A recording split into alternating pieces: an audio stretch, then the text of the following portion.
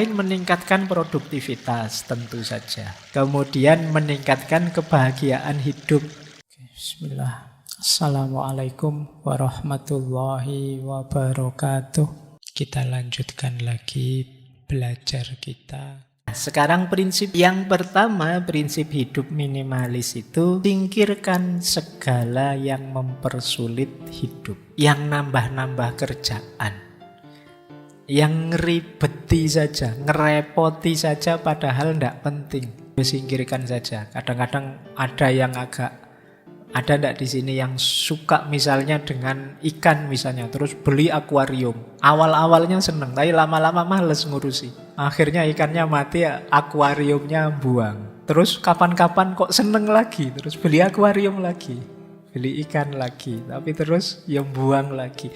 Ini namanya kamu ngeribeti dirimu sendiri, merepotkan dirimu sendiri. Kalau kamu merasa, Pak saya itu ndak open, ndak telaten ngurus yang gitu-gitu, yo jangan menyiksa ikanmu dengan kamu ndak telaten. Jadi asik loh Pak kalau punya ikan atau kalau punya burung dan lain sebagainya. Loh kamu ndak open, ndak telaten. Akhirnya bikin repot, bikin ribet. Binatangnya yang tersiksa. Nah, singkirkan saja. Kasih ke orang atau siapa yang memang telaten dengan itu. Jangan membeli, jangan memasukkan dalam rumahmu segala yang mempersulit hidupmu. Yang kedua, ini seperti tadi ya, cintai kekosongan. Suka dengan kelegaan, kelonggaran. Kenapa sih kamu kalau masuk masjid itu rasanya lega, longgar, nyaman? Karena luas, kosong, tidak ada apa-apa. Tapi begitu kamu pulang masuk ke rumahmu sumpek lagi, barangmu penuh tidak karu-karuan. Ada baju yang nyantel di sana, ada baju yang di atas kasur, ada baju yang di kamar mandi, ada baju saja bisa ada di seluruh penjuru kamar. Belum buku, nanti ada buku yang di rak, ada buku yang di atasnya ada gelasnya, ada buku yang jadi ganjelnya apa. Buku saja ada di mana-mana. Ya pantas kamu masuk kamar terus rasanya kok sumpek ya Pak saya kalau masuk kamar. Salahmu sendiri. Kamarmu terlalu banyak barang yang tidak penting. Mbok sudah Mas yang itu dikasih temanmu atau disumbangkan kalau bakti sosial. Oh jangan Pak, ini ada sejarahnya Pak. Kamu kan sering begitu. Padune kamu pelit. Oke ya, wong kadang-kadang sampah saja diambil pemulung kamu marah. Oh ini jangan diambil ini. Padahal ya kamu sudah tidak pakai lagi. Bahkan kalau ada pemulung yang mau beli kan kamu nawarnya juga pakai harga tinggi. Padahal itu barang yang kamu buang itu kan kamu tawar mati-matian. Padahal mereka yang pemulung yang membutuhkan. Nah itu kita sering begitu. Jadi yuk latihan mencintai kekosongan. Selama ini kita selalu mengidentifikasi diri dengan kepemilikan. Aku merasa sesuatu kalau memiliki sesuatu. Sekarang boleh dibalik. Aku bahagia justru ketika tidak banyak beban, tidak banyak kepemilikan, tidak banyak keterikatan. Oke lanjut. Ada lagi prinsip ketiga, konsep Damsari. Jadi ini istilah dari Jepang ya. Penolakan, penghapusan, dan pemisahan. Penolakan itu tadi, kalau tidak penting jangan masuk. Penghapusan itu kalau sudah tidak berguna jangan eman-eman untuk dibuang. Pemisahan itu klasifikasilah barang sehingga jelas ini barang apa, gunanya apa, untuk apa. Oh ini barang jarang dipakai, ini yang sering dipakai. Yang jarang dipakai taruh paling bawah, yang sering dipakai mungkin yang lebih atas. Ini namanya pemisahan. Barang-barangmu aturlah dengan kategori sesuai yang kamu inginkan. Nah ini nanti lebih mudah mendeteksi nilai gunanya tadi. Ini untuk apa, itu untuk apa. Ini sering dipakai atau tidak. Ini gunanya harian atau bulanan. Kan ada barang-barang kita itu yang jarang dipakai tapi ya memang penting kita harus punya. Misalnya alat pertukangan tertentu seperti obeng, palu, itu kan jarang dipakai tapi ya sewaktu-waktu kita butuh. Nah, itu mungkin ditaruh di bawah atau di mana. Sementara yang sering dipakai ditaruh di atas. Baju misalnya, oh ini baju yang harian, ini baju mingguan, ini baju bulanan misalnya. Kalau daleman tiap hari dipakai mungkin tempat khusus yang bisa diakses tiap hari. Kalau jas mungkin karena dipakainya pas momen penting, pas wisuda atau kawin saja ya mungkin ditaruh agak ke dalam dan lain sebagainya. Itu namanya pemisahan. Lebih mudah, tadi kan kita punya prinsip berdasarkan guna. Guna itu lebih mudah diakses kalau kita sudah terklaster. Itu namanya pemisahan. Penolakan, penghapusan, dan pemisahan. Terus prinsip keempat, konsumsilah hanya apa yang engkau butuhkan. Nanti ada dikotomi antara kebutuhan dan keinginan. Ada beda. Pak, saya ingin beli HP yang terbaru, itu keinginan. Beda dengan, Pak, saya butuh HP yang terbaru. Kalau memang butuh, belilah. Kalau memang hanya ingin, coba dievaluasi lagi. Apa benar kamu membutuhkan itu? Terus yang kelima seperti tadi ya, kepemilikan bukan segalanya. Jadi yang jadi kuncinya adalah kemanfaatan. Yang terakhir, waktu tidak bisa diulang. Ini prinsip ya. Maksudnya apa? Kerepotan kita, stres kita, terbuangnya waktu, tenaga, biaya kita untuk ngopeni barang kecil-kecil yang tidak penting tadi, ya tidak bisa diulang, sudah lewat. Kita menghabiskan hidup secara tidak efektif, tidak bahagia. Karena keinginan kita yang tidak terkendali. Apa saja mau dibeli. Mumpung murah Pak, mumpung diskon Pak, mumpung beli satu dapat satu Pak, mumpung. Kita selalu begitu.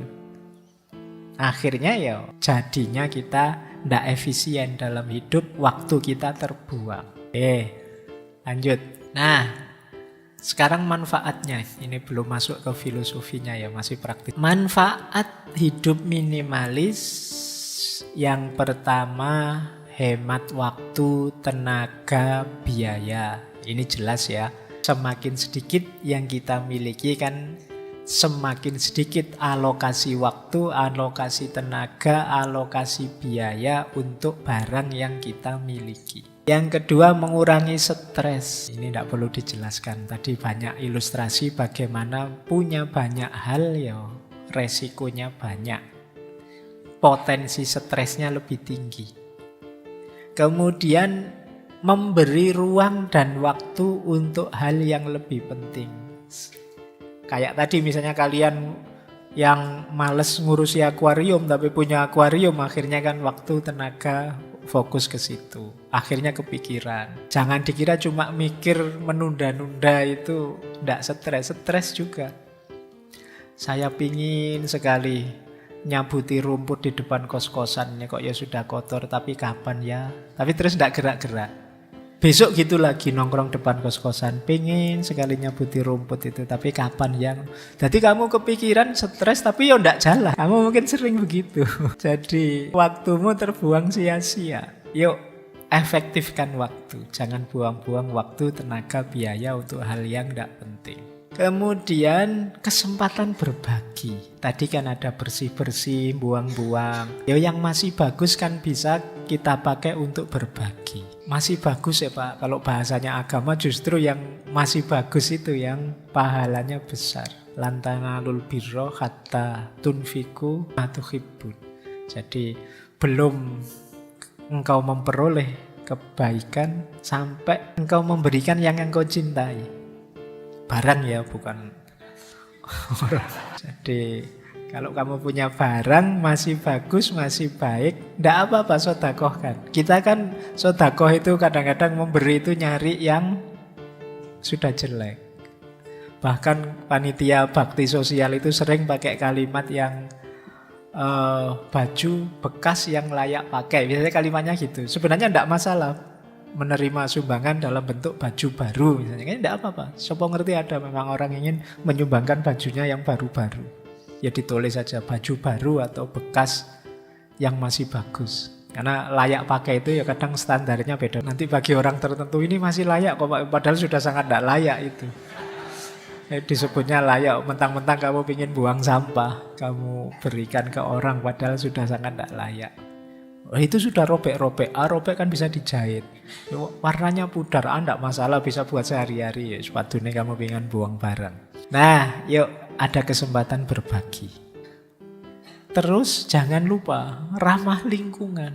Barang yang tidak ada gunanya dalam jumlah besar itu kan nama lainnya sampah. Jadi sadar atau tidak sadar kita itu banyak menyumbang sampah. Ada yang sampah yang sudah kita taruh di tempat sampah, ada sampah yang masih kita simpan di lemari kita, di laci kita. Kita sebenarnya ya kontributor sampah yang luar biasa.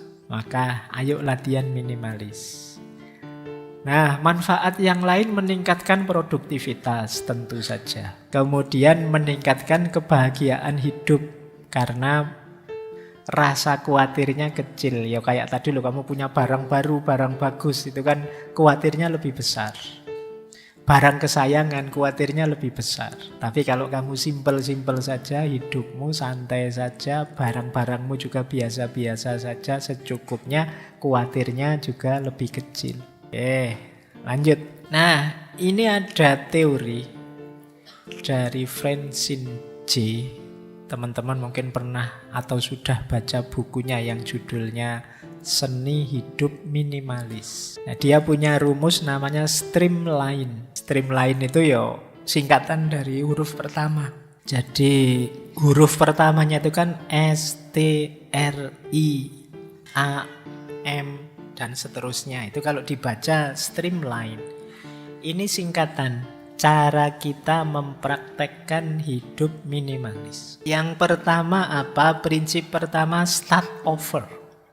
Yuk dimulai lagi sekarang hidup kita. Ambisi-ambisi yang kemarin, keinginan-keinginan yang kemarin dan lain sebagainya itu yuk diuji lagi. Mana penting, mana tidak penting, diuji lagi. Itu namanya start over. Yang kedua, trash, treasure, and transfer. Trash itu buang, treasure itu simpan, transfer itu bagi. Sudah mulai tua, penyakitnya batuk. Lanjut. Kemudian reason for each item. Punya reasoning, punya alasan untuk apapun yang kita miliki. Alasannya ya manfaat atau guna tadi. Kemudian everything in its place. Segala sesuatu letakkan di tempatnya. Ini biasanya yang cowok-cowok ini sering bermasalah dengan segala sesuatu di tempatnya. Padahal lebih nyaman kalau segala sesuatu di tempatnya. Kalian selain tahu kalau pas butuh atau perlu, juga nyortir mana penting tidak penting itu lebih mudah. Waduh, pulpen di mana pulpen? Itu kan sering begitu. Kenapa begitu? Karena setelah dipakai tidak dikembalikan ke tempatnya. Waduh, kertas catatan tadi keselip di mana ya? Nah, itu karena setelah nyatet terus kertasnya tidak ditaruh di tempatnya. Bikin repot. Habis energi, habis waktu, habis biaya. Kadang-kadang bisa 1 bulan beli sekian banyak pulpen. Hilang terus. Tapi begitu bersih-bersih kamar ketemu semua. Wah, ternyata yang ini di bawah kasur, yang itu di bawah lemari, yang ini. Wah, ketemu semua. Karena kemarin ndak hati-hati, ndak everything in its place. Habis dipakai disingkirkan. Kemudian yang kelima, pastikan all surface clear. Semua permukaan pastikan bersih. Permukaan datar apa saja, meja kah, dipan kah, kursi kah, ini ada permukaannya itu. Pastikan bersih. Segala yang terlihat, berarti kan itu permukaan, harus bersih. Lantai kah, pastikan bersih. Kemudian modules. Modules itu artinya ruang. Pastikan kalau kalian beli sesuatu atau punya sesuatu tersedia ruangnya. Jangan sampai kalian beli sesuatu terus, waduh ini ditaruh di mana ya? Sudah terlanjur beli. Ternyata tidak cocok dengan kamarmu. Wah, saya kok beli lemari besar sekali ini. Kamarku cukup 2x3. Lemarinya 1x2. Wah, tinggal 1 meter. Nah, itu kamu tidak cerdas namanya. Harus ngerti tata ruang. Jadi kalau kamu punya sesuatu pastikan ada tempatnya. Kemudian limit, ngerti batasnya. Jangan mentang-mentang seneng, mentang-mentang enak, terus kamu koleksi sebanyak mungkin misalnya. Itu masalah nanti. Saya seneng ya Pak, wah saya pengen koleksi banyak hal. Loh, cocok enggak dengan dirimu? Ada gunanya enggak? Ruangnya cukup enggak? Mampu enggak kamu ngopeni ngurusi? Nah, itu kalian harus paham kapasitasmu. Terus, if one comes, one goes out. Harus tega kalau ada yang baru, yang lama dikeluarkan.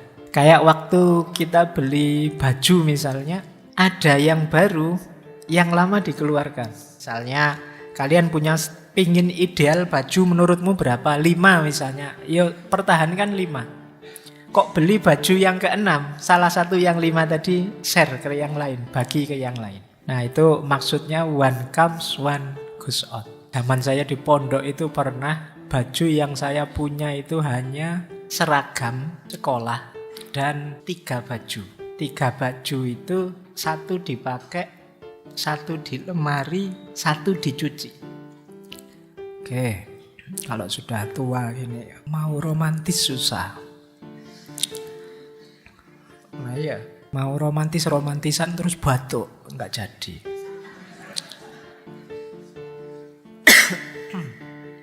Lanjut ya, jadi one comes, one go out.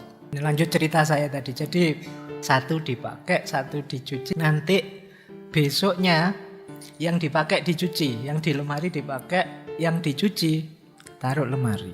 Sebenarnya 3 cukup, tapi kan kita punyanya 30 baju. Itu yang sering jadi masalah. Terus narrow down itu batasi, persempit sekecil mungkin. Jadi kalau 2 cukup ya 2 saja, 1 cukup ya 1 saja. Kemudian everyday maintenance itu ya jangan males ngopeni. Punya motor, punya mobil, punya tadi peliharaan dan lain sebagainya, sering nambah masalah kalau kita males ngopeni. Oke, jadi ini prinsipnya.